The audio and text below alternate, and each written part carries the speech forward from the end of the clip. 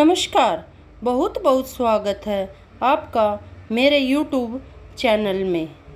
हर साल चैत्र मास में हनुमान जयंती मनाई जाती है और इस बार 12 अप्रैल को हनुमान जयंती यानी कि हनुमान जन्मोत्सव पड़ रहा है और उसी दिन शनिवार भी है, यानी कि विशेष योग बन रहा है, विशेष संयोग बन रहा है। और ऐसे में कैसे साधक फल की प्राप्ति करे, कैसे पूजा अर्चना करे और कैसे हनुमान जी को चोला चढ़ाए, क्या विधि विधान होना चाहिए और हनुमान जी को खुश करने के लिए कौन सा मंत्र बोलना चाहिए, कौन सी चालीसा करनी चाहिए, इसे समझने के लिए यह उपाय जरूर करें। दोस्तों, इस बार तो हनुमान जयंती जो है वह तिथि में तो 1% भी भ्रम नहीं है और साथ ही साथ तिथि के भ्रम का न होने का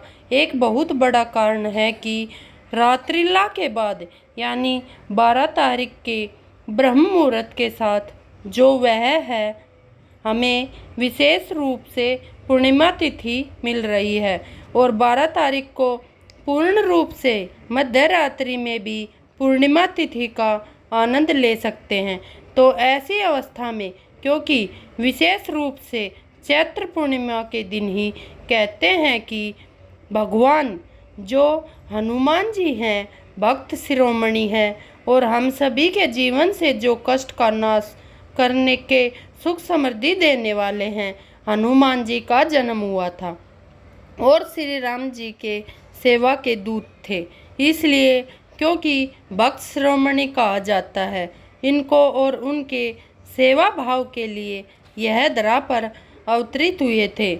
ऐसे में जो विशेष रूप से चैत्र रामनवमी पर भगवान श्री राम के साथ उत्सव शुरू होता है, उसका मुख्य रूप से हनुमान जी के जन्मोत्सव के साथ ही इस जो खुशियों का वह है पूर्णता ली जाती है। दोस्तों, हनुमान जयंती क्यों मनाई जाती है और इसके बाद हम जानेंगे कि मुहूर्त क्या है, पूजा विधि क्या है।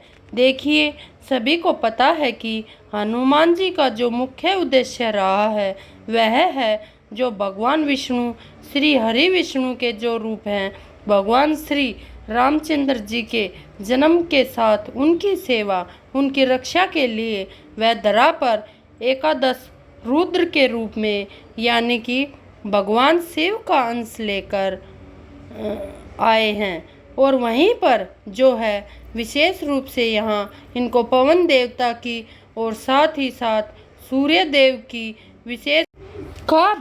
विशेष कृपा इनको प्राप्त हुई।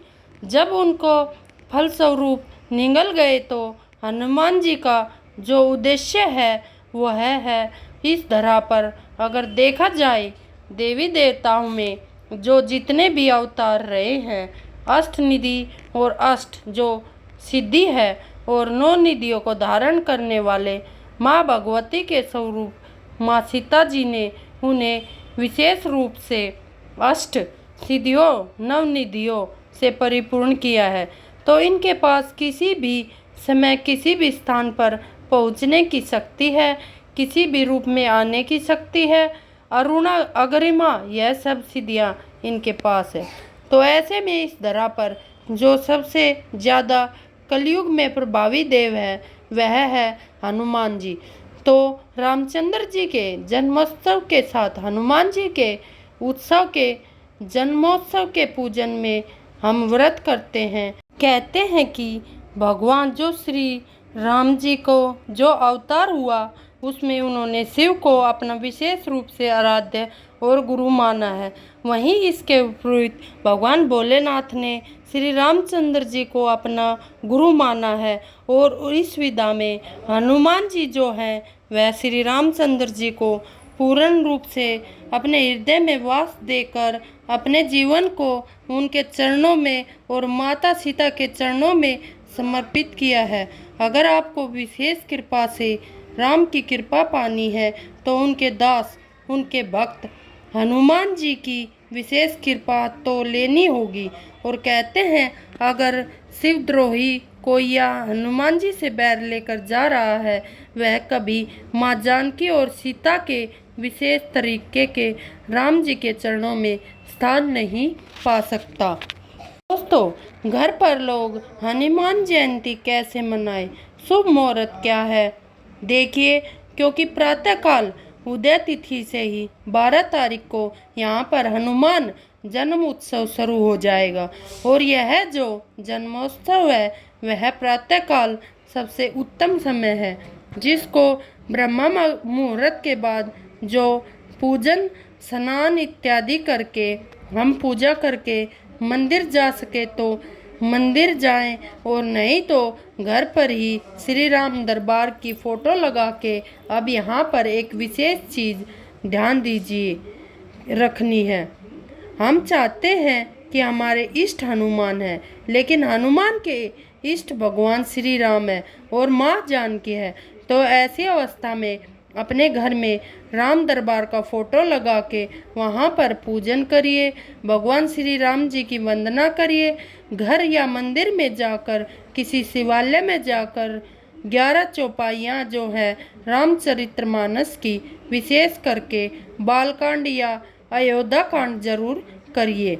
हम लोग समस्त सुंदरकांड की महिमा बहुत ज़्यादा सुनाते हैं।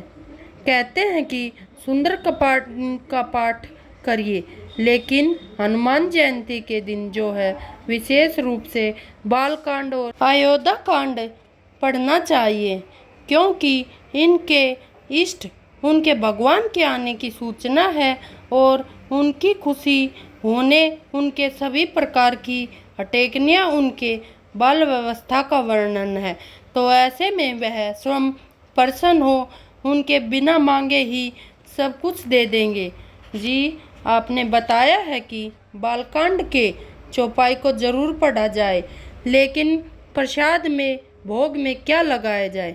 दोस्तों, हनुमान जी की अपने भक्तों पर देखिए, हनुमान जी का जो जीवन है, अगर आप देखेंगे, हम एक वानर के रूप में उनको जानते हैं। एक वानर के रूप में हम उनको पूजते हैं, और एक वानर को आप देखोगे तो वहीं हटेकलियाँ उन्हें अपने अवतार में की है।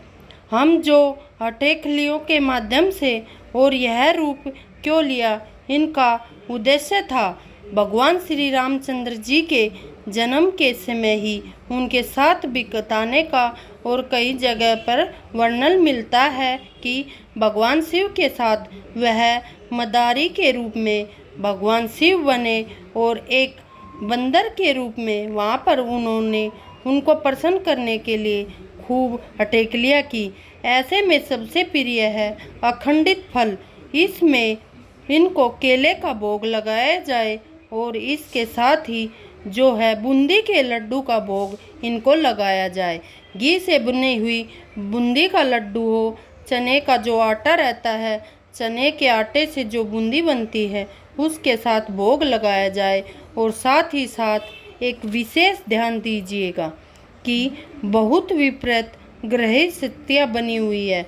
शनि राहु की युति अभी 10 ही दिन पहले ही हम लोगों ने देखा होगा कि विशेष रूप से ग्रहण और शनि गोचर, और खूब जो है पूरे विश्व पर कुछ ना कुछ इधर उधर प्राकृतिक आपदाएं, अग्निकांड, ऐसी तरह की घटनाएं देखी गई। अभी का अभी 18 मई तक शनि राहु की युति बनी रहेगी। शनि और राहु दोनों को शांत करने के लिए सिर्फ 2 ही देवों का वर्णन आता है, महादेव का और एक महादेव के एकादश रुद्र हनुमान जी का। तो ऐसी अवस्था में चना और गुड़ यह भोग में जरूर लगाएगा। अगर किसी के जीवन में शनि पीड़ा मिल रही है तो शनि पीड़ा को दूर करने के लिए चने और गुड़ प्रसाद में जरूर लगाएं। आपकी कृपा हनुमान जी पर बरसती रहेगी, क्योंकि 12 अप्रैल शनिवार के दिन हनुमान के लिए यह समर्पित दिन कहा जाता है। देखिए, जैसे ही शनिवार का दिन का नाम आता है, यह दिन ही विशेष रूप से 2 ही भगवानों का नाम लिया जाएगा। दो ही पूजनीय होते हैं, एक शनि देवता और एक हनुमान देवता जी। लेकिन जैसे ही शनिदेव का स्मरण आता है, तुरंत बजरंग बली के मन में स्मरण शुरू हो जाता है और कहते हैं कि भगवान बजरंग बली जी का, हनुमान जी का स्मरण मात्र से ही शनि पीड़ा दूर हो जाती है। शनिवार के दिन हनुमान जयंती का पढ़ना यह अत्यंत शुभकारी है। और जो विपरीत समय पड़ रहा है, देखिए मीन राशि में 5 ग्रह का यहाँ पर संयोग बना हुआ है। पांचप ग्रह जो हैं बैठे हुए रहेंगे, शनि, राहु, बुध, शुक्र। और विशेष रूप से यहाँ एक चीज़ देखने वाली रहेगी कि शनि राहु की युति है, जो वैसे ही भयंकर है, क्योंकि इसको एक युति कहते हैं। और इस समय में आप देखेंगे कि किसी न किसी प्रकार से उथल पुथल मची हुई है, बड़े परिवर्तन हो रहे हैं। हनुमान जयंती के दिन हनुमान जी को चोला जरूर चढ़ाएं। हनुमान जी को कौन से कलर का चोला चढ़ाना चाहिए? जो हनुमान जी को प्रिय है वह चोला हनुमान जी को चढ़ाना चाहिए। जो हनुमान जी को प्रिय है जी, जो हमारे सनातन शास्त्र में जिसको सिंदूर की वास्तविक मान्यता है, वह है पीला सिंदूर। पीला सिंदूर यही कारण है कि जब आप नवविवाहित स्त्रियों को देखते हो, जो सिंदूर दान होता है भारतीय सनातन परंपरा में, वह है पीले सिंदूर के साथ ही कराया जाता है। ऐसी अवस्था में पीला सिंदूर, साथ ही साथ उसमें चमेली का तेल, और इस दिन हनुमान जयंती के दिन हनुमान जी की आराधना करने के साथ साथ चमेली का इत्र जो है शिवलिंग पर लेप किया जाए और अति उत्तम हो जाएगा। किसी भी प्रकार का कुंडली में दोष हो, मंगल से दोष हो, तो हनुमान जयंती यह वरदान साबित होने वाली है। आप सभी के लिए वरदान कैसे होगा? अगर किसी प्रकार का मंगल दोष होता है, उस दिन हम खास करके शनि प्रभाव में जो हम अगर आराधना करते हैं शिव की या फिर हनुमान जी, उनको चोला चढ़ाकर वहाँ पर चंदन या इत्र या फिर शिवलिंग पर चंदन का लेप करते हैं, तो हर प्रकार का अरिष्ट और अवकाल दोष दूर हो जाता है। हमारे जीवन से सारी पीड़ाएं दूर हो जाती है। हनुमान जयंती के दिन हमें यह काम जरूर करना चाहिए। अगर दोस्तों भगवान हनुमान की कृपा अपने भक्तों पर बनी रहे, तो ऐसे में हमें क्या करना चाहिए? सबसे उत्तम उपाय है कि कहते हैं कि हनुमान जी की जो प्रसन्न होते हैं वह श्री राम जी के गुणगान से होते हैं। और इसलिए विशेष रूप से पूजा पाठ के बाद तुलसीदास जी ने हर जगह पर जो प्रथम स्मरण श्री राम जी की वंदना करके किया है, इसलिए आप अपने घरों में जो है विशेष रूप से हनुमान जी की एक छोटी सी चांदी की मूर्ति रखें। चांदी की न संभव हो सके तो अष्ट धातु की भी रख सकते हो। और साथ ही श्री राम परिवार की स्थापना करें। माता जानकी को वहाँ पर लक्ष्मण जी के साथ बिठाए, क्योंकि वह कहते हैं कि शास्त्र के अनुसार वह शेषनाग के अवतार हैं और धरती का जो है वह विशेष रूप से एनर्जी है, इसको बैलेंस करने का काम करते हैं। तो वहाँ पर श्री राम का फोटो जरूर लगा दें।